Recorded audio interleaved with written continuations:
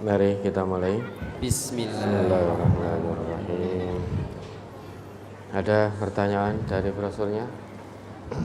Ada beberapa pertanyaan dari brosur, Ustaz.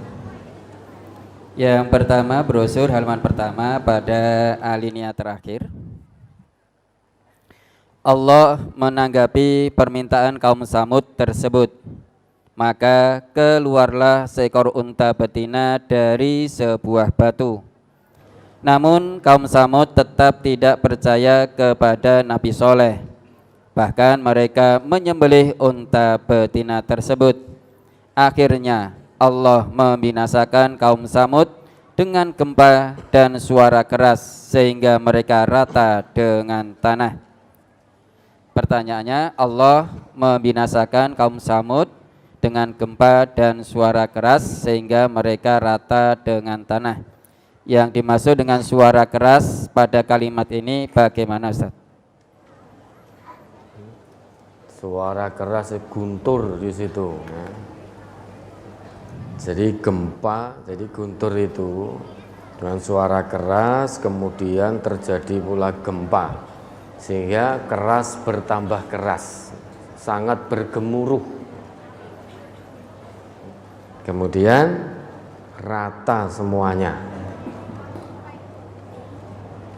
Jadi di dalam ayat-ayat Allah ini terkait dengan kebinasaan kaum Samud, terkadang digunakan ar-rajfah, kadang as-soihah, suara yang keras. Ini sebetulnya saling berkaitan. Bukankah guntur itu menggelegar, suaranya keras, bisa menyebabkan gempa. Ya, gunturnya sendiri sudah sangat keras. Ini bukan seperti yang kita biasa saksikan. Ini kejadian yang sangat luar biasa. Tidak pernah dibayangkan dan tidak pernah terlihat sebelumnya. Jadi suara guntur yang sangat menggelegar sampai menyebabkan gempa yang sangat dahsyat. Ya, gunturnya sendiri sudah sangat keras, tambah gempa yang sangat dahsyat. Kalau gempa itu kan ada suaranya gemuruh, gempa itu. Padahal kejadian yang menimpa kaum Samud bukan gempa biasa. Ini gempa yang sangat menghinakan. Samud itu, kaum Samud fa'uhliku bitoghiyah, dibinasakan dengan kejadian yang sangat luar biasa. Nah, suara yang gemuruh tambah gemuruh sehingga rata dengan tanah, hancur semuanya. Saking cepatnya kehancuran itu, saking cepatnya kebinasaan mereka, sampai-sampai dikatakan mereka seolah-olah belum pernah tinggal di tempat itu. Saking cepatnya, saking keras, dahsyat dan cepatnya, padahal mereka lama di situ, beraktivitas cukup lama, tidak hanya setahun 2 tahun. Tapi karena kedurhakaan kepada Allah, maka sungguh sangat-sangat mudah bagi Allah untuk membinasakan. Dengan gemuruh yang sangat hebat, kemudian gempa yang juga mengeluarkan suara yang sangat hebat, kehancuran total. Sampai-sampai seakan-akan kaum Samud itu belum pernah bertempat tinggal, belum pernah beraktivitas di situ. Ini menurut informasi ada yang mengatakan sebelum kebinasaan kaum Samud itu kurang lebih ada 1.500 rumah di wilayah itu. Namun karena kedurhakaan dihancurkan oleh Allah, luluh lantak sudah, rata. Sehingga tidak tersisa dan kaumnya punah, tidak ada yang tersisa. Hampir-hampir ya seolah-olah nggak pernah tinggal di situ. Koyo-koyone ngono, kampung itu, desa itu belum pernah ada kehidupan, saking hancurnya. Ya, ada lagi di halaman 2 di Quran surat Al-A'raf ayat 73. Wa ila samuda akhahum salihah qala ya qaumi ibudullaha ma lakum min ilahin ghairuh qad ja'atkum bayyinatun min rabbikum hadhihi naqatullahi lakum ayatan fadharuha ta'kul fi ardillahi wa la tamassuha bisu'in fayakhudhakum adabun alim. Dan kami telah mengutus kepada kaum Samud saudara mereka Soleh. Ia berkata, hai kaumku, sembahlah Allah, sekali-kali tidak ada Tuhan bagimu selainnya. Sesungguhnya telah datang bukti yang nyata kepadamu dari Tuhanmu. Unta betina Allah ini menjadi tanda bagimu, maka biarkanlah dia makan di bumi Allah, dan janganlah kamu mengganggunya dengan gangguan apapun, yang karenanya kamu akan ditimpa siksaan yang pedih. Mohon dijelaskan, dan janganlah kamu mengganggunya dengan gangguan apapun, yang karenanya kamu akan ditimpa siksaan yang pedih. Jadi Nabi Soleh itu diutus oleh Allah kepada kaumnya, kaum Samud, untuk menyeru kaumnya agar mengesahkan Allah, menyembah hanya kepada Allah.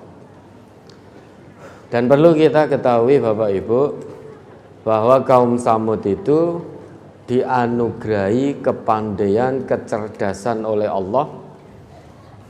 Pada saat itu berupa kepandaian memahat gunung-gunung, membuat relief-relief dari gunung-gunung itu seolah-olah hidup, sehingga kita sudah tertinggal jauh. Adanya gambar 3D itu kan baru sekarang, dulu sudah ada kaum Samud. Gambar 3D itu kan gambar yang seolah-olah hidup, itu sudah sejak zaman kaum Samud sudah ada. Kalau sekarang kan kita dibantu dengan alat ini, alat itu, ini, itu, dan lain sebagainya. Tapi anehnya kesombongan orang sekarang itu mungkin melebihi kesombongannya kaum Samud. Dulu kaum Samud itu yang disinyalir hidup 3000 sebelum Masehi. Kita di mana pada waktu itu? Di mana ilmu pengetahuan? Tentu belum semaju sekarang. Namun mereka sudah dianugerahi oleh Allah, memahat gunung, membuat relief-relief dari gunung-gunung itu seolah-olah hidup. Makanya ketika Nabi Soleh menyeru, membawa risalah-risalah Allah kepada kaum Samud agar mengesahkan Allah, kaum Samud tidak bisa percaya begitu saja. Mereka meminta bukti kepada Nabi Soleh, bukti kenabian, bukti bahwa Nabi Soleh diutus oleh Allah. Mereka meminta, karena kepandaiannya memahat gunung, membuat relief dari gunung itu seolah-olah hidup, maka mereka meminta kepada Nabi Soleh untuk didatangkan seekor unta betina keluar dari batu karang yang ada di gunung itu. Maka sangat wajar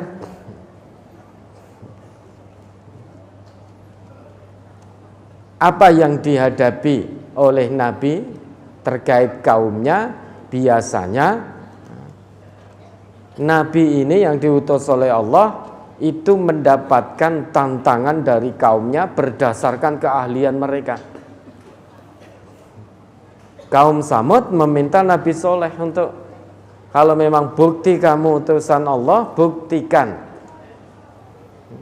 Datangkan unta betina keluar dari balik batu karang yang ada di gunung itu. Karena Nabi Soleh ini utusan Allah, maka tantangan dari kaumnya itu dijawab oleh Allah. Bukan hanya membuat seolah-olah hidup, tapi hidup tenanan gitu loh. Kalau kaumnya Nabi, kalau kaum Samud kan hanya membuat relief yang seolah-olah hidup. Tapi tantangan mereka ini dijawab oleh Allah dengan seekor unta betina keluar dari balik gunung, dari balik batu karang, bukan hanya seolah-olah hidup, tetapi hidup betul, berbulu lebat dan beranak pinak.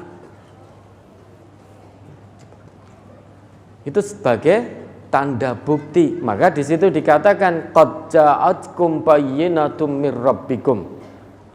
Hadhihi naqatullahi lakum ayah. Sungguh telah datang tanda bukti yang jelas, yang nyata dari Tuhanmu, berupa unta betina yang keluar dari balik karang. Dan unta betina ini sebagai tanda untukmu, wahai kaumku, tanda dari Tuhanmu tentang kenabianku, tentang kebenaran risalah yang aku bawa. Sebagaimana yang kamu tantangkan, kamu minta bukti kenabian berupa unta betina keluar dari batu karang, ini sudah terjadi.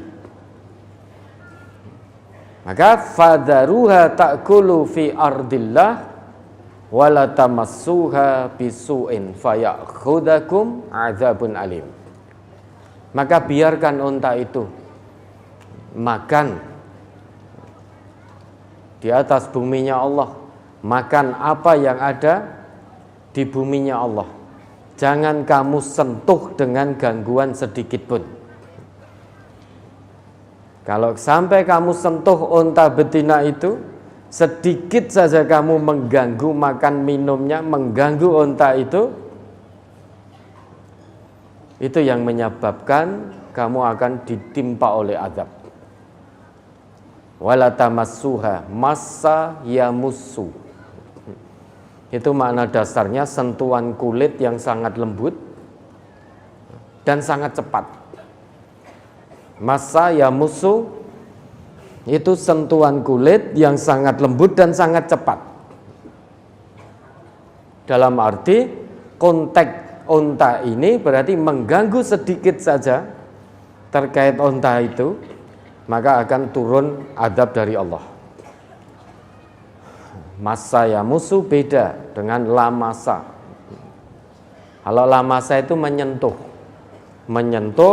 dengan sengaja dan memakan waktu yang lumayan lama sehingga muncul kehangatan di situ dari sentuhan itu. Beda lagi dengan lamasa. Kalau lamasa dalam arti sentuhan bersetubuh. Diqqatu al-fadil Quran. I'jaz Al-Quran itu dari salah satunya kedalaman, ketelitian lafadz-lafadznya. Maka massa di sini sedikit saja kamu ganggu unta itu, entah kamu halangi makannya, entah kamu halangi minumannya, entah kamu lukai sedikit saja, maka akan turun azab dari Allah. Karena massa yamussu itu sentuhan kulit lembut dan sangat cepat, sehingga tidak menimbulkan kehangatan apapun. Itu massa yamussu. Maka dalam sebuah sabda Nabi, la ayyut'ana fi ra'si ahadikum bimikhyatin min hadidin khairul lahu min ayyamassam ra'atan la tahillu lahu. Pakainya massa yamussu.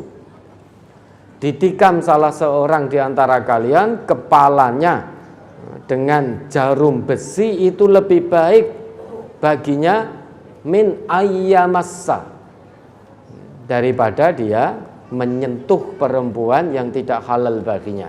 Massa yamussu, sentuhan lembut dan sangat cepat, tidak menimbulkan kehangatan. Kan kadang kita mendengar toh, oh salaman dengan lawan jenis tapi tidak disertai syahwat tidak apa-apa, kan begitu, ya toh? Padahal hadis itu menggunakan massa yamussu, khairul lahu min ayyamassa, berarti ya cepet, salaman itu cepet apa suwe? Nah, cepet. Nah ini maksudnya, sedikit saja kamu ganggu, azab turun. Biarkan unta itu makan dan minum. Tapi ternyata bukan hanya gangguan kecil yang diberikan, karena kedurhakaannya malah untanya dibeleh, dibeleh, angkuh sekali terhadap perintah Allah, dibeleh coba. Gangguan sekecil apapun tidak boleh, dilarang oleh Allah, malah disembelih coba. Luar biasa tuh ini kedurhakaan kaum Samud. Ya itu maksudnya, wala tamassuha bisu'in, itu jangan kamu ganggu dengan gangguan sekecil apapun. Kalau kamu lakukan itu, fayaqudzakum adzabun alim, itu menyebabkan turunnya azab yang sangat memedihkan. Ya, ada lagi. Halaman 4 masuk ke halaman 5, yakni di surat Hud ayat 64. Wa ya qaumi hadhihi naqatullahi lakum ayatan fadharuha ta'kul fi ardillahi wa la tamassuha bisu'in fayakhudhakum adzabun qarib. Hai kaumku, inilah unta betina dari Allah sebagai mukjizat yang menunjukkan kebenaran untukmu.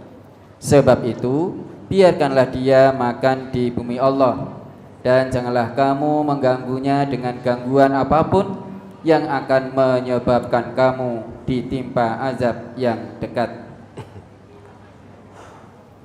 Allah mengisahkan Nabi Soleh dengan mukjizatnya, yaitu berupa binatang unta.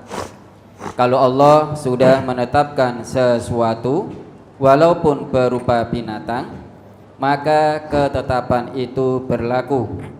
Demikian pula kalau Allah tidak menetapkan sesuatu, maka kita tidak boleh mengistimewakannya. Setelah syariat Nabi Muhammad turun, tidak lagi mengistimewakan benda-benda, bahkan mukjizatnya pun berupa kalam Allah, tidak berupa benda atau barang. Yang kami mohonkan nasihat adalah, di antara kita masih ada yang mengistimewakan benda-benda atau barang. Contohnya mengistimewakan kucing, membenci anjing. Padahal Nabi memerintahkan kasih sayang itu kepada semua makhluk Allah, Ustaz. Lah apa hubungannya dengan ini? Kalau unta betina ini memang mukjizat dari Allah, jawaban dari apa yang ditantangkan oleh kaum Samud. Itu dari Allah sebagai tanda kenabian Nabi Soleh. Lah itu memang Allah yang perintahkan, Allah yang larang jangan sampai diganggu unta itu. Poinnya bukan untanya, poinnya ketundukan dan kepatuhan pada perintah Allah. Tapi ternyata perintah yang sebetulnya sangat mudah, jangan ganggu unta, itu saja bagi para pendurhaka tidak dijalankan. Padahal kan cukup mudah, dah biarkan unta makan, minum, ini itu dan lain sebagainya. Tetapi dasar orang pendurhaka, diperintah oleh Allah, dia tidak manut. Tidak manut. Sama dengan kita, naudzubillah, diperintah yang ringan saja seringkali kita tidak manut. Perintahkan untuk menghilangkan ghil sesama muslim, itu saja ya banyak kok orang ngaku Islam tapi ramanut. Lah kalau ada orang yang mengistimewakan kucing, benci anjing, wedi karo asune, itu tidak ada sangkut pautnya dengan unta betina ini. Dan Islam memang rahmatan lil alamin, pembawa rahmat bukan hanya kepada manusia, tapi kepada semesta. Lah semesta itu isinya manusia dan makhluk-makhluk Allah yang lain. Maka termasuk salah satu yang harus dilakukan oleh umat Islam kasih sayang terhadap makhluk ciptaan Allah yang lain. Maka ada yang seneng kucing, tidak suka anjing. Tetapi ada pula sing ngopeni anjing tapi tidak suka kucing. Tapi warga MTA jangan melihara anjing. Kalau memelihara anjing jangan ngaji di MTA. Bukan berarti kita benci anjing. Anjing yang diperbolehkan dipelihara itu untuk apa? Berburu dan untuk anjing penjaga. Tapi yang kita lihat saat ini, banyak yang memelihara anjing itu ya seperti memelihara kucing, wes bukan untuk berburu, bukan untuk sebagai anjing penjaga. Maka warga MTA tidak boleh memelihara anjing, bukan berarti benci anjing. Kalau ada anjing yang kelaparan ya kita kasih makan, kehausan ya dikasih minum, tapi jangan memelihara. Ya, ini pengistimewaannya itu karena hobinya. Ada lagi yang tidak mau kucing sama tidak mau anjing. Dia lebih menyukai burung, ngingung burung, enek kucing digusah. Karena kalau nggak digusah, burungnya dimakan kucing. Bukan berarti orang ini itu anti dengan kucing, benci dengan kucing, bukan. Tapi dikhawatirkan nanti burung piaraannya dimakan oleh kucing, maka digusah. Dan dikasih makan juga, tapi bukan burung murai untuk makannya, mahal itu. Nah ini tidak ada sangkut pautnya. Nah, kecuali mengistimewakan hewan dan itu dianggap sebagai Tuhannya. Nah, itu ada enggak? Ada. Satu negara ada yang menganggap sapi itu sebagai dewanya. Nah, itu tidak boleh. Nah, ini tidak ada sangkut pautnya. Insya Allah kalau orang itu muslim betul, dia akan kasih sayang pada makhluk Allah yang lain. Lah kalau datang ular kobra, king kobra, apakah kita berkasih sayang? Kalau jenengan punya keahlian pawang kobra, ya monggo silahkan.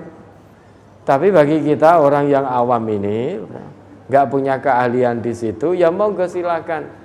Dipilih mau lari atau mau membunuh ular itu kan itu. Bukan berarti kita kalau membunuh king kobra terus tidak kasih sayang dengan makhluk Allah. Itu juga membahayakan. Luput-luputnya kita baru tidur, masuk rumah kita, ngerti-ngerti? Digigit, nah sudah. Racun masuk, nah, itu membahayakan. Atau kalau panjenengan ketika masuk hutan ketemu singa, mau diterkam, harus berkasih sayang. Kalau melawan nanti dikira tidak berkasih sayang kepada makhluk Allah yang lain. Misalkan di tangannya megang senjata tajam, pisau atau apa gitu, mau diterkam singa, menang. Ketika ditanya kenapa kok diam saja, lah saya kasih sayang kok dengan makhluk Allah yang lain. Maksudnya bukan begitu. Maksudnya bukan begitu. Tidak ada sangkut pautnya dengan unta betina sebagai tanda bukti. Hewan-hewan yang membahayakan itu kalau mengganggu boleh kok dibunuh. Bukan berarti kita benci, bukan. Bukan berarti kita tidak berkasih sayang. Ya, ada lagi. Halaman 9 masuk ke halaman 10. Yakni di surat Al-Haqqah, di surat Fussilat ayat 14. Idja'adhumur rusulu min baini aydihim wa min khalfihim alla ta'budu illallah qalu law syaa rabbuna la anzala malaikatan fa inna bima ursiltum bihi kafirun. Ketika rasul-rasul datang kepada mereka dari depan dan dari belakang mereka dengan menyerukan, janganlah kamu menyembah selain Allah. Mereka menjawab, kalau Tuhan kami menghendaki, tentu Dia akan menurunkan malaikat-malaikatnya. Maka sesungguhnya kami kafir kepada wahyu yang kamu diutus membawanya. Pertanyaan, ketika rasul-rasul datang kepada mereka dari depan dan dari belakang mereka, maksudnya rasul-rasul ini siapa, Ustaz? Ya, semua rasul. Jadi sebelum umat Nabi Muhammad ini telah berlalu atau telah ada umat-umat terdahulu, dan di setiap umat itu Allah utus rasul untuk menyeru umatnya menyembah hanya kepada Allah. Meski rasul itu jumlahnya tidak hanya satu atau dua, jumlahnya banyak, namun inti seruannya itu sama. Lah ketika Rasulullah Muhammad sallallahu alaihi wasallam diutus, itu berarti sudah tidak ada lagi rasul yang akan diutus lagi, karena nabi kita itu khatamul anbiya wal mursalin, penutup para nabi, penutup para rasul. Sebelum umat Nabi Muhammad telah diutus banyak rasul di tiap-tiap umat untuk menyeru umatnya menyembah hanya kepada Allah. Begitu pula Nabi Muhammad diutus untuk segenap manusia, sehingga sudah tidak diutus rasul lagi. Ini yang dimaksud para rasul, ya tentu semua utusan Allah yang memang diutus pada tiap-tiap umat. Kemudian semua rasul ini ditutup oleh Rasulullah sallallahu alaihi wasallam, sehingga sampai akhir zaman, sampai hari kiamat sudah tidak ada lagi rasul. Tidak ada lagi, tidak mungkin Allah mengutus nabi dan rasul lagi sesudah Nabi Muhammad, itu mustahil. Kalau ada yang ngaku sebagai nabi dan rasul, itu mesti ngapusi, pasti bohong.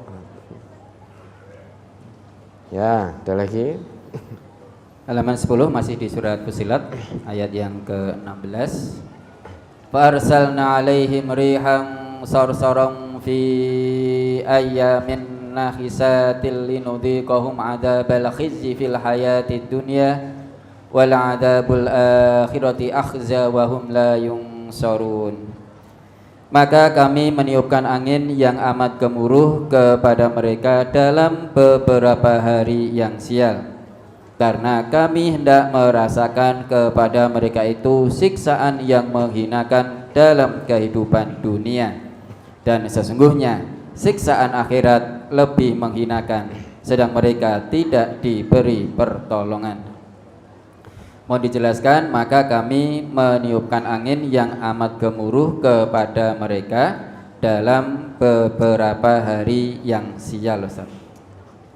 Jadi karena kedurhakaan kaum Ad, kedurhakaan kaum Ad kepada Allah, mereka mengatakan takabur, man asyaddu minna quwwah, siapa yang lebih kuat daripada kami, melupakan Allah, mengabaikan Allah. Allah yang maha menciptakan mereka tentu lebih kuat. Dilihat dari sudut pandang apapun, Allah maha kuat. Tapi kenapa ada manusia-manusia seperti kaum Ad ini yang begitu menyombongkan diri dengan kekuasaannya, dengan kekayaannya, dengan kepandaiannya, sampai menantang Allah dengan mengatakan tidak ada yang lebih kuat daripada kami. Oh, kalau pengakuannya seperti itu, ya coba Allah kemudian kirim hanya dengan makhluk Allah yang namanya angin yang sangat dingin bergemuruh. Dikirim oleh Allah selama berapa malam? 7 malam 8 hari. Baru dengan atau melawan makhluk Allah yang namanya angin yang bergemuruh sangat dingin, kencang, selama 7 malam 8 hari saja, mereka seperti pohon kurma yang sudah lapuk sehingga bergelimpangan. Jadi manusia seperti tunggul-tunggul kurma yang sudah lapuk, sehingga tidak ada kekuatan sama sekali, wes roboh begitu saja. Padahal sebelumnya nantang, man asyaddu minna quwwah, siapa yang lebih kuat daripada kami. Ternyata musuh makhluk anginnya Allah saja, cukup 7 malam 8 hari selesai sudah semuanya. Selesai. Maka jangan pernah durhaka kepada Allah. Apa yang terjadi pada umat-umat terdahulu yang diabadikan oleh Allah, kedurhakaannya, pembangkangannya, dan kesudahannya yang sangat terhina, menderita, sengsara dunia akhirat, itu juga akan terjadi pada manusia atau umat sampai akhir zaman. Kejadian-kejadian yang diabadikan di dalam Al-Quran niscaya akan terulang jika kita melakukan hal yang sama. Kaum Samud durhaka, kaum Ad durhaka, kaumnya Nabi Nuh durhaka. Para pendurhaka ini dibinasakan oleh Allah tanpa sisa, dihabiskan oleh Allah dengan diturunkan azab yang sangat menyedihkan. Kalau kita melakukan kedurhakaan seperti itu, maka akibatnya pun juga akan sama. Sehingga kisah yang ada di dalam Al-Quran bukan dongeng, tapi itu kisah nyata, fakta untuk dijadikan ibrah, pelajaran bagi generasi sesudahnya. Kalau tidak ingin hancur dan binasa seperti mereka, maka jangan ikuti jejak langkah mereka. Kenapa mereka bisa hancur dan binasa? Karena durhaka kepada Allah, menentang Allah, tidak taat dan tunduk kepada Allah. Hal ini menjadi sunnatullah yang akan terus berlaku sampai akhir zaman. Bagi para penentang-penentang, pembangkang-pembangkang Allah memang akan diberi tangguh oleh Allah. Kaum-kaum pendurhaka dulu juga tidak langsung diazab oleh Allah. Diberi tangguh oleh Allah biar mikir. Apakah terus dalam kedurhakaannya atau kembali kepada Allah? Diberi peringatan demi peringatan. Tapi kalau terus dalam kedurhakaan ya sudah. Falamma jaa amruna. Kalau sudah datang ketetapan Allah ya sudah. Turun adab dari Allah, rata semuanya, binasa semuanya. Jangan pernah kita mengatakan, oh kalau saya kuat, saya pinter, saya ini itu. Fir'aun kurang kuat apa? Kurang kaya apa? Ilmuwannya yang bernama Haman kurang jenius apa? Apakah selamat? Enggak, hancur. Fir'aun jadi mayat yang mengambang. Sampai sekarang masih ada itu. Kalau nanti Bapak Ibu ke Mesir sana, mampir ke Mathaf, Museum Fir'aun, lihat, oh ternyata bentuk yang menungso sing ngaku tuh Gusti Allah iki kaya ngene iki to. Jangan rawuh ke sana, lihat, ambil pelajarannya. Ya, ini sunnatullah, ketetapan Allah akan berlaku. Walan tajida li sunnatillahi tabdila walan tajida li sunnatillahi tahwila. Sekali-kali kamu tidak akan pernah dapati sunnah Allah, yaitu ketetapan Allah mengalami pergantian dan perubahan. Sunnatullah mengatakan orang yang durhaka akan diberi tangguh. Kalau terus dalam kemaksiatannya, Allah akan turunkan azab. Ini sampai akhir zaman, sampai hari kiamat.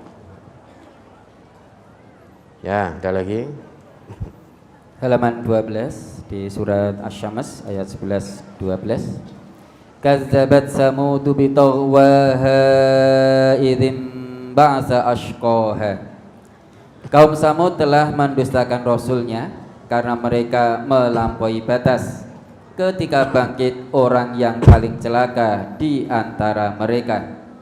Mohon penjelasan siapa yang dimaksud ketika bangkit orang yang paling celaka di antara mereka itu. Nah, orang yang menyembelih unta betina itu. Jadi ada di antara kaum Samud itu yang menyembelih unta betina. Bukan berarti dia seorang yang menyembelih, meski secara lahir yang menyembelih hanya satu orang, tapi kaum yang lain yang durhaka itu menyaksikan dan mengiyakan serta mendukung. Berarti mereka sama-sama melakukan penyembelihan terhadap untanya Allah itu. Mungkin ada yang megang, ada yang ini, paling tidak mendukung, tidak mencegah. Meski secara lahir yang bangkit menyembelih hanya satu orang, namun kroni-kroninya itu juga mendukung, melihat dan juga bersukaria dengan adanya penyembelihan untanya Allah itu. Maka kalau yang ditanyakan, siapa orang yang paling celaka yang bangkit itu orang yang menyembelih. Namun bukan berarti hanya dia seorang yang celaka. Seluruh kaum yang lain, kroni-kroninya itu juga celaka. Kenapa ada yang menyembelih melanggar aturan Allah, kok didukung, dibiarkan, kok tidak dicegah, malah juga ikut bersukacita, bersukaria, berpesta pora. Padahal melanggar ketentuan dari Allah kok malah seneng, malah bergembira ria. Nah, ini kan celaka semuanya. Memang penyembelihan itu tidak dilakukan oleh semua kaum Samud, kabeh belah itu enggak. Paling hanya 1-2 yang menyembelih, tetapi yang lain ikut mendukung, tidak mencegah. Bahkan juga mendorong agar untanya Allah itu disembelih. Ya, semuanya celaka. Yang paling celaka yang menyembelih. Yang meski tidak menyembelih namun juga sangat celaka. Buktinya para pendurhaka itu hancur dan binasa dalam azab Allah. Ya, ada lagi. Pertanyaan berkaitan dengan busur. Allah membinasakan kaum-kaum yang durhaka kepada Allah di masa atau di zaman Nabi Lut, Nabi Soleh, dan nabi-nabi lainnya. Tetapi kenapa Allah tidak membinasakan kaum-kaum yang durhaka kepada Allah di zaman Nabi Muhammad SAW ataupun kaum-kaum yang sesudahnya, sesudah Nabi wafat sampai sekarang, Ustaz? Belum diberi tangguh. Coba diingat kembali itu Quran surat apa itu, ayat 61 surat An-Nahl. Walau yu'akhidullahu an-nasa bidzulmihim ma taraka 'alaiha min dabbah walakin yu'akhiruhum ila ajalin musamma fa idza jaa ajaluhum la yastakhiruna sa'ah wa la yastaqdimun. An-Nahl surat ke-16 ayat 61. Surat An-Nahl surat ke-16 ayat 61. Walau yu'akhidullahu an-nasa bidzulmihim ma taraka 'alaiha min dabbatin walakin yu'akhiruhum ila ajalin musamma fa idza jaa ajaluhum la yastakhiruna sa'atan wa la yastaqdimun. Jikalau Allah menghukum manusia karena kezalimannya, niscaya tidak akan ditinggalkannya di muka bumi sesuatu pun dari makhluk yang melata. Tetapi Allah menangguhkan mereka sampai kepada waktu yang ditentukan. Maka apabila telah tiba waktunya yang ditentukan bagi mereka, tidaklah mereka dapat mengundurkannya barang sesaat pun dan tidak pula mendahulukannya. Terus Quran surat Al-A'raf ayat 182 183.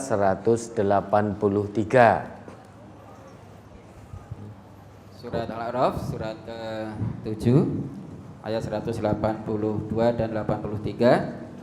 Walladzina kazzabu biayatina sanastadrijuhum min haitsu la ya'lamun wa umli lahum inna kaidi matin. Dan orang-orang yang mendustakan ayat-ayat kami, nanti kami akan menarik mereka dengan berangsur-angsur ke arah kebinasaan dengan cara yang tidak mereka ketahui. Dan aku memberi tangguh kepada mereka, sesungguhnya rencanaku amat teguh. Ya, dah. Di An-Nahl 61 tadi Allah tegaskan, walau yu'akhidullahu an-nasa bidzulmihim ma taraka 'alaiha min dabbah. Dan jikalau Allah itu turunkan azab, menghukum manusia dengan apa yang telah diperbuatnya dari kemaksiatan-kemaksiatan, ma taraka 'alaiha min dabbah, niscaya tidak akan ditinggalkan oleh Allah di muka bumi ini sesuatu pun makhluk yang melata. Kenapa? Karena manusia itu pernah berbuat dosa. Siapa di antara Bapak Ibu ini yang berani menjamin dirinya tidak pernah berlaku dosa? Kalau sekali dua kali manusia berbuat maksiat, langsung diazab oleh Allah, dibinasakan oleh Allah, niscaya kita sudah tidak hidup. Tidak ada satupun manusia maupun makhluk Allah yang melata di muka bumi ini yang masih hidup, dalam arti kehidupan dunia sudah selesai. Tetapi apa? Kata Allah, walakin yuakhiruhum ila ajalim musamma. Ditunda, ditangguhkan oleh Allah sampai batas waktu yang telah ditentukan. Kalau ada orang maksiat, tidak langsung dibinasakan, diazab oleh Allah. Dia akan diberi tangguh oleh Allah. Dengan tangguh yang Allah berikan, apakah akan dia gunakan untuk bertobat kepada Allah atau terus bersukaria dalam kemaksiatan tersebut, dalam kedurhakaan tersebut? Tapi yang jelas, ketetapan Allah, fa idza jaa ajaluhum la yastakhiruna sa'ah wa la yastaqdimun. Jika waktu itu telah tiba, keputusan Allah telah datang, maka tidak bisa dimundurkan, tidak bisa dimajukan. Nah, kalau orang yang terus memilih dalam kemaksiatan dengan tangguh yang Allah berikan, hati-hati, orang ini telah berlaku istidraj namun tidak dia sadari. Apa itu istidraj? Berjalan menuju arah kebinasaan dunia dan akhirat, namun tanpa sadar. Terus bermaksiat kepada Allah, durhaka kepada Allah, menghina Rasulullah, tetapi kesehatannya tetap prima, keuangannya tetap prima, karirnya menanjak naik, lancar-lancar saja, tidak beriman kepada Allah dan hari akhir, ternyata ya tidak pernah sakit, penghasilannya terus naik, kalau bisnisnya lancar, pintu-pintu kesenangan, pintu-pintu kemaksiatan lengkap sudah Allah buka lebar-lebar. Bukan berarti Allah melupakan, bukan. Tetapi Allah menarik orang itu menuju kebinasaan tanpa mereka sadari. Karena biasanya kalau sakit itu terus ingat Allah. Tapi orang-orang yang istidraj ini jarang sakit. Jarang sakit. Maka kalau kita diuji sakit, bersyukurlah kepada Allah, berarti tidak sedang istidraj. Hati-hati. Kalau dikurangi atau di PHK, bersyukur. Allah sudah siapkan yang lebih baik. Nah, ini namanya istidraj, bukan berarti Allah melupakan. Kalau dulu dibinasakan rata, kok sekarang tidak? Bukan berarti Allah melupakan, tapi Allah menangguhkan, wa umli lahum, dan aku beri tangguh kepada mereka. Inna kaidi matin, sesungguhnya rencanaku, yaitu rencana Allah, sungguh teramat teguh. Tidak ada satupun yang bisa menghalangi rencana Allah. Nah, nanti kalau Allah turunkan saat ini, jangan-jangan kita termasuk yang diazab. Na'udzubillah.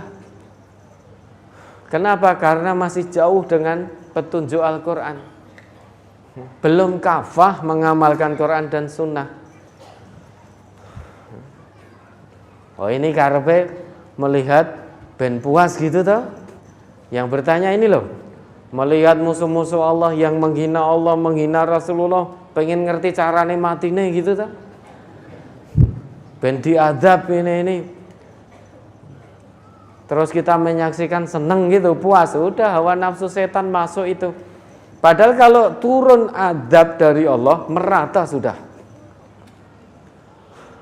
Masih banyak orang baik, tetapi sudah tidak bisa berbuat apa-apa. Bisanya hanya untuk kesolehan pribadi, tidak bisa menjadi muslih. maka berarti keberadaannya di dunia sudah tidak bermanfaat bagi lingkungan dan orang lain, karena hanya kesolehan pribadi. Tidak mau mengajak orang lain berbuat soleh, tidak mau menjadikan lingkungannya menjadi lingkungan yang baik. Lah terus manfaatnya hidup di dunia apa? Maka Allah turunkan azab, baik yang maksiat maupun yang soleh pribadi tapi tidak bisa muslih, itu juga akan terkena. Tapi orang-orang pendurhaka, orang-orang kafir itu yang terus menentang Allah, ketika turun azab dari Allah, dia pindah menuju siksaan yang abadi. Tetapi orang-orang yang soleh, dia dipindah oleh Allah menuju kenikmatan yang hakiki, yang abadi. Bedanya itu. Sama-sama meninggal, sama-sama mati. Tetapi bedanya, orang yang tidak beriman pada Allah, dia menuju azab yang lebih dahsyat, lebih kekal abadi. Orang yang beriman kepada Allah, dia dipindah oleh Allah dari kehidupan kesenangan yang fana menuju kesenangan yang hakiki dan abadi. Wattaqu fitnatan la tusibannal ladzina dzalamu minkum khassah. Coba diingat kembali ayatnya. Jangan-jangan kalau Allah turunkan azabnya, kita kena semua. Karena kalau sudah turun azab itu sifatnya umum. Baik yang maksiat juga akan kena, yang taat juga akan kena. Surat apa itu? Surat Al-Anfal, surat ke-8 ayat 25. Ya, surat Al-Anfal ayat 25. Wattaqu fitnatan la tusibannal ladzina zalamu minkum khassah wa'lamu annallaha syadidul iqab. Dan peliharalah dirimu daripada siksaan yang tidak khusus menimpa orang-orang yang zalim saja di antara kamu. Dan ketahuilah bahwa Allah amat keras siksaannya. Ya dah. Kita diperintah oleh Allah menjaga diri dari datangnya azab. Kalau sudah turun azab dari Allah, itu umum merata. Maka kita diperintah oleh Allah menjaga diri. Dengan kata lain, jangan ikut-ikutan menjadi bagian dari orang yang mengundang datangnya azab Allah. Biar orang-orang berbuat maksiat durhaka, tapi kita jangan. Tetap soleh dan berusaha terus muslih. Kalau kita ikut-ikutan berarti kita menjadi bagian ke dalam golongan orang-orang yang mengundang datangnya azab dari Allah. Karena Allah tidak pernah datangkan azab pada satu negeri jika penduduk negeri itu berbuat baik, beramal soleh. Maka Allah liyuhlikal qura bidzulmin wa ahluha muslihun. Quran surat apa itu? Al-Mulk. Ya, ayat 117 atau berapa itu? Coba diingat itu. Hud. Quran surat Hud ayat 117 ya.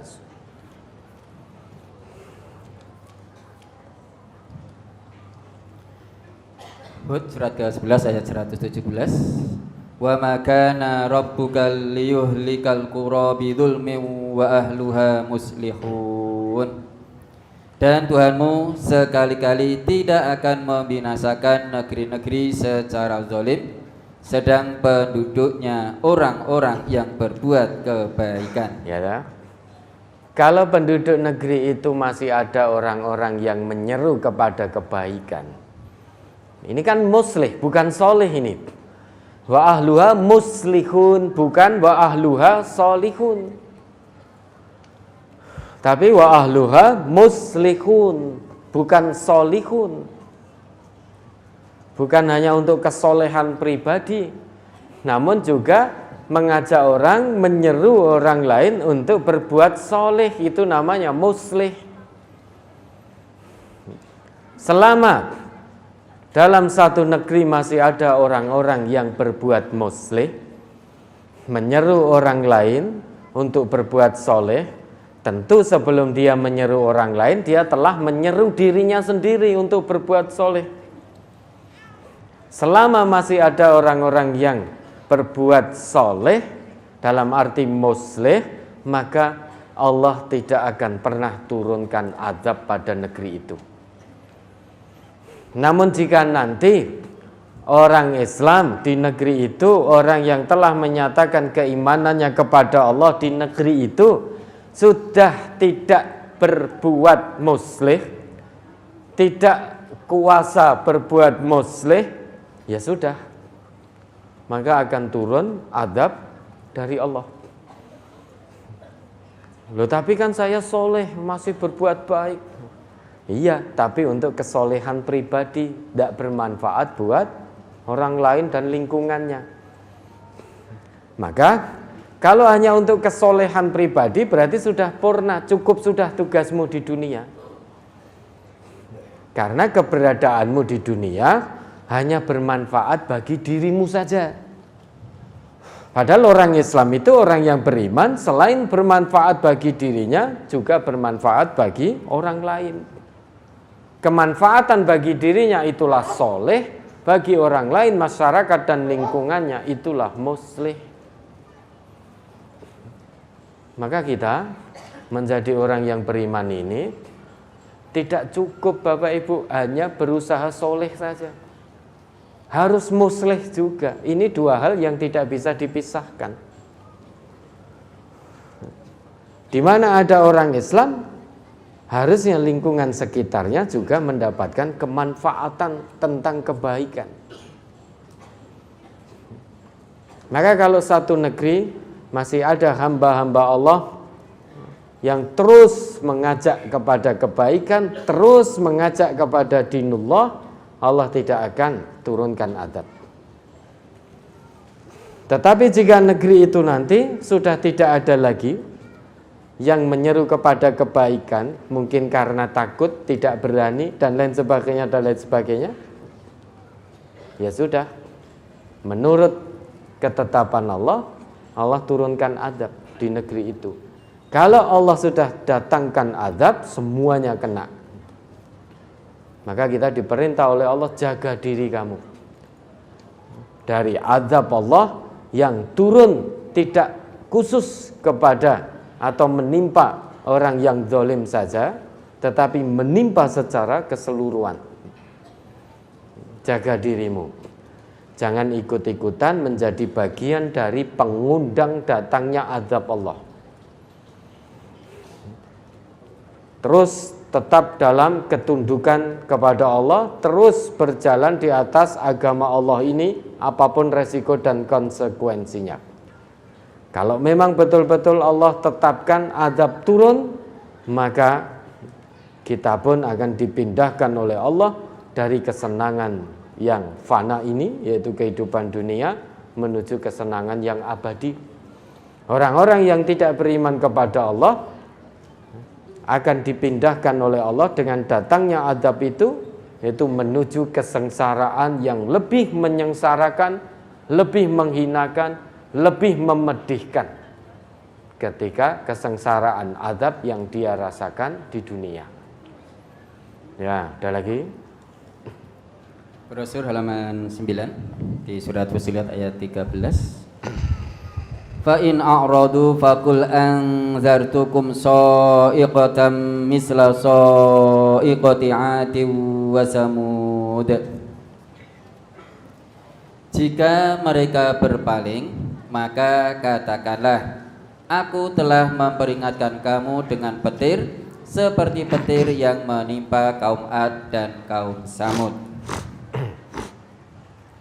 Allah memerintahkan kepada Nabi Muhammad SAW memperingatkan kaumnya yang menentang atau berpaling bahwa mereka akan ditimpa petir sebagaimana petir yang menimpa kaum Ad dan kaum Samud.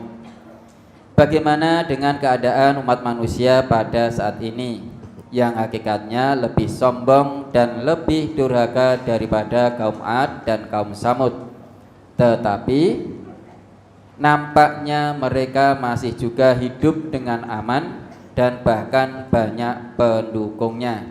Sombong dan durhaka maksudnya diajak sholat tidak mau sholat, diajak ngaji tidak mau ngaji, ditakut-takuti neraka tidak takut, dan diiming-imingi surga tidak kepingin. Ustaz, Lawang tujuannya hanya di dunia kamu iming-imingi surga. Surga kuwi apa ya ora yakin.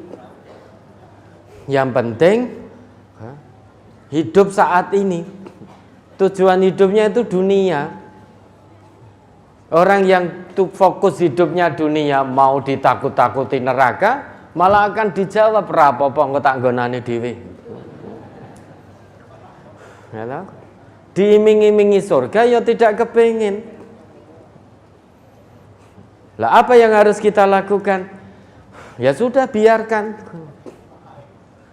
Biarkan, wa'arid anil jahilin, biarkan saja orang-orang yang bodoh seperti itu. Kewajiban kita hanya menyampaikan sebagaimana dulu Rasulullah itu kewajibannya hanya menyampaikan. Di zaman Nabi yang menyampaikan itu saja langsung Rasulullah, itu apakah semua masyarakatnya menerima? Tidak. Pamannya menjadi penentang utama. Sampai diabadikan di dalam Al-Quran itu Abu Lahab. Padahal yang menyampaikan risalah Allah ini langsung Rasulullah. Tapi ternyata banyak pula manusia yang tidak mau menerima. Bahkan mengatakan Nabi Muhammad itu seorang penyair gila. Maka kita jangan kaget.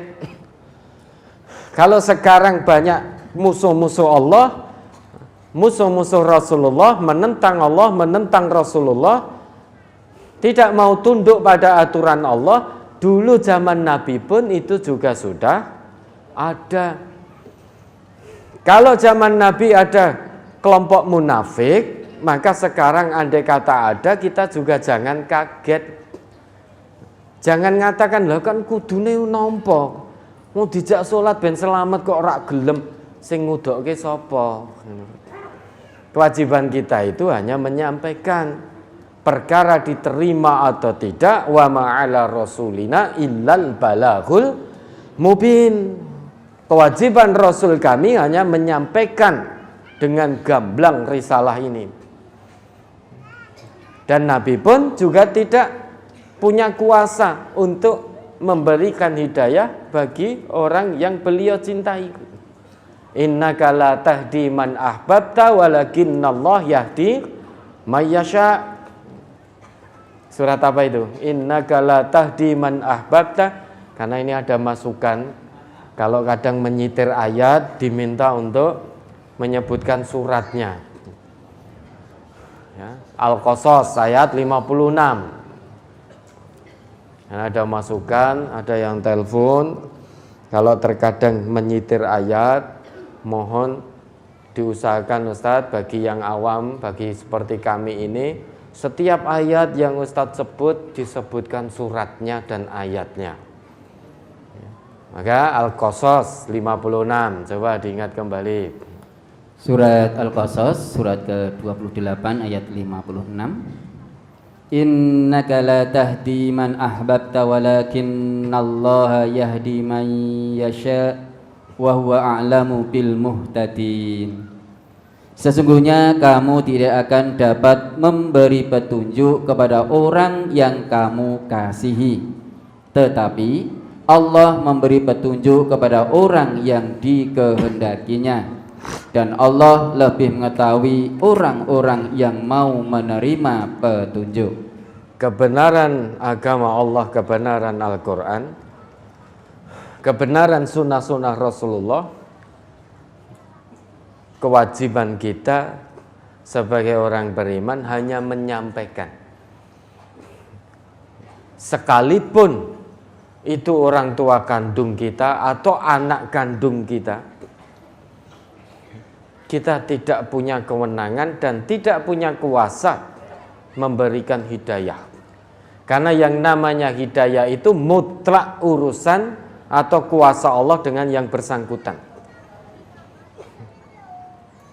Anak kandung kita tidak menerima seruan kebenaran yang kita sampaikan, ya sudah urusannya dengan Allah nanti. Kita tidak bisa ngudok ke, kowe kudune iki gelem ngene. Sedangkan anak kita sendiri hatinya masih keras, masih tertutup sehingga tidak mau menerima kebenaran. Kita tidak bisa memberikan hidayah. Tapi kita diperintah untuk menyampaikan kebenaran tentang hidayah itu. Maka kalau ada orang yang ngaku Islam, ini padahal sudah ngaku Islam loh. Dan tentu orang yang sudah ngaku Islam paham kebutuhannya terhadap sholat.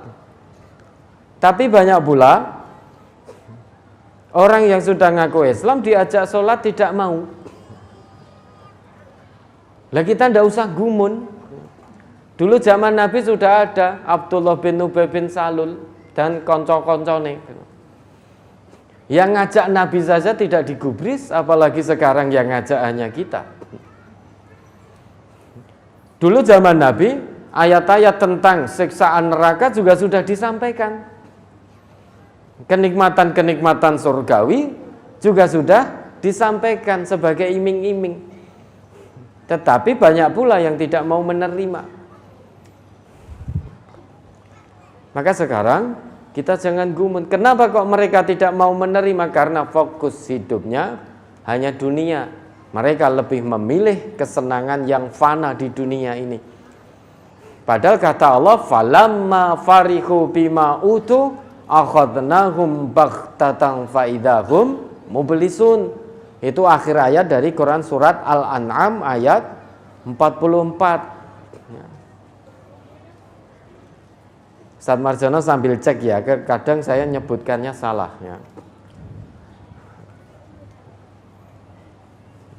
Ketika mereka sedang senang-senang dengan apa yang ada di dunia ini, kesenangan yang menipu ini, akhadnahum baghtah faidahum mublisun. Kami akan siksa mereka dengan secara tiba-tiba, sangat tiba-tiba. Dan ketika datang siksaan itu, mereka hanya terdiam berputus asa. Nah nanti orang yang jenengan ajak sholat tidak mau, kalau sudah datang azab dari Allah, maka hanya bisa terdiam berputus asa. Menyesal tiada guna.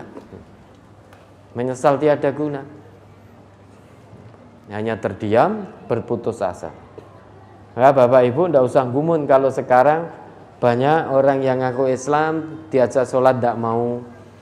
Banyak orang yang telah ngaku Islam tetapi dinasehati jangan korupsi, ya malah tambah ndodro korupsine.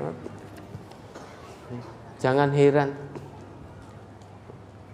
Banyak orang yang ngaku Islam saat ini padahal tahu ayat Allah la taqrabuz zina, ternyata sudah punya istri, sudah punya suami, ya tetap zina, tetap selingkuh. Padahal ngakunya Islam. Dulu juga sudah ada. Leben diterus-teruske gitu loh.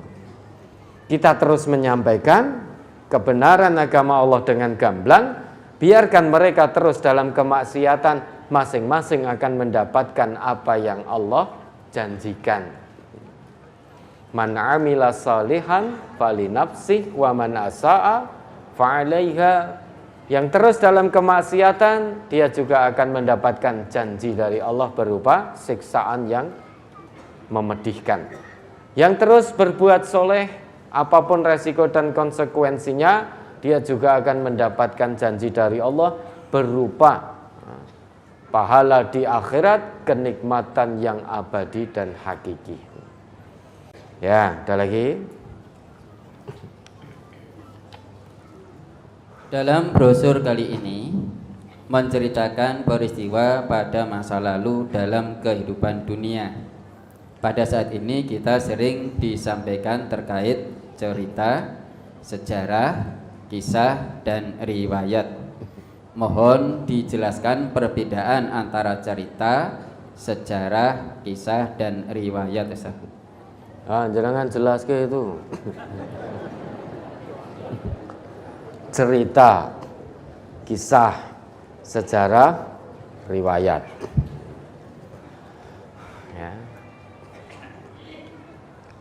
Kalau di dalam Al-Quran yang namanya kisah-kisah itu pasti nyata, tidak perlu diragukan. Tidak perlu diragukan. Semua kisah di dalam Al-Quran, kisah di dalam Al-Quran itu pasti nyata. Beda dengan kisah yang dibuat manusia. Beda dengan cerita atau kisah yang dibuat oleh manusia. Mengisahkan tentang kehidupan masa lalu. Nah, itu bisa jadi dongeng. Cerita tapi isinya dongeng. Dongeng itu sesuatu yang direka-reka, yang dikhayalkan, dan tidak pernah ada. Namun semua kisah di dalam Al-Quran pasti nyata. Orang yang tidak beriman dengan Al-Quran, dia akan mengatakan, in hadza illa asatirul awwalin. Ini hanya isinya Quran ini dongeng orang-orang terdahulu. Sehingga hanya khayalan, hanya rekaan, dan lain sebagainya. Itu bagi orang yang tidak beriman pada Quran. Tetapi tidak dengan orang yang beriman dengan Quran sepenuh hati tanpa ragu. Semua kisah yang Allah sebutkan di situ pasti nyata. Dan berdasarkan riwayat. Berdasarkan riwayat. Bahkan di dalam hadis-hadis Nabi juga banyak yang menjelaskan tentang kisah para pendurhaka berdasarkan riwayat-riwayat yang sahih. Nah, sekarang pertanyaannya perbedaan antara cerita, kisah, sejarah, dan riwayat. Itu kira-kira perbedaannya di mana? Perbedaannya di mana, Ustaz Marjono? Saya tidak tahu itu perbedaannya antara cerita, kisah, sejarah, riwayat. Berarti antara hikayah, kisah, tarikh, riwayah. Ya, kisah dan riwayah insya Allah kita tahu. Tapi hikayah, yang dimaksud hikayah ini apakah cerita seperti rasa dalam bahasa Indonesia? Yang dimaksud tarikh, sejarah ini apakah sama dengan sejarah yang kita pahami dalam rasa dan taksa bahasa Indonesia? Maka perlu kita pertanyakan, yang dimaksud cerita itu apakah hikayah? Yang dimaksud sejarah di situ apakah tarikh? Kalau terkait dengan tarikh, sejarah peradaban Islam menyangkut para nabi, para rasul, dan umat-umat terdahulu yang dikisahkan diazab oleh Allah, at-tarikh khairu dalilin. Sejarah itu merupakan dalil yang baik, salah satu dalil terbaik. Kalau itu yang dimaksud tarikh merujuk pada kisah-kisah sejarah peradaban umat manusia, baik yang taat maupun yang durhaka. Itu bisa dilihat dalam sejarah. Sejarah peradaban manusia. Sejak manusia pertama sampai hari ini, sampai akhir zaman nanti. Tentu kita saat ini hidup melihatnya, tentu melihat generasi sebelum kita. Itu namanya sejarah kalau dikaitkan dengan kisah peradaban kehidupan manusia yang taat dan durhaka. Kalau sejarah itu dikisahkan di dalam Al-Quran, pasti benarnya. Kalau sejarah itu dikisahkan dalam hadis-hadis Nabi yang sahih, pasti benarnya. Tapi kalau sejarah itu dikisahkan oleh manusia, menyebutkan tentang kisah sejarah di negara ini, belum tentu benar.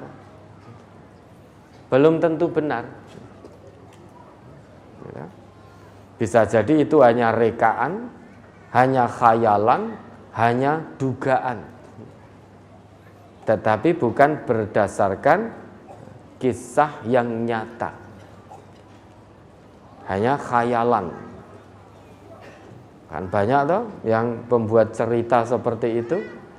Dia membuat satu cerita kemudian dikisahkan pada orang lain. Jadi dia buat cerita, buat hikayah, kemudian hikayah itu dikisahkan pada orang lain. Nah, isi ceritanya yang dia kisahkan itu belum tentu benar. Belum tentu benar. Apalagi cerita-cerita yang dikisahkan oleh orang-orang yang tidak beriman kepada Allah. Maka ada kisah Israiliyat. Nah, gitu. Jadi itu cerita tentang Israiliyat. Nah, cerita yang menyangkut tentang Bani Israel yang dikisahkan, diceritakan lagi. Nah, ada kisah Israiliyat, cerita tentang Bani Israel. Dikisahkan terus turun-temurun itu. Nah, itu Israiliyat itu tidak benar. Kisah Israiliyat itu mengada-ngada, menduga-duga, berkhayal. Nah, maka nanti dilihat saja di KBBI itu perbedaan tentang cerita, kisah, sejarah, sama riwayat. Itu ada perbedaannya.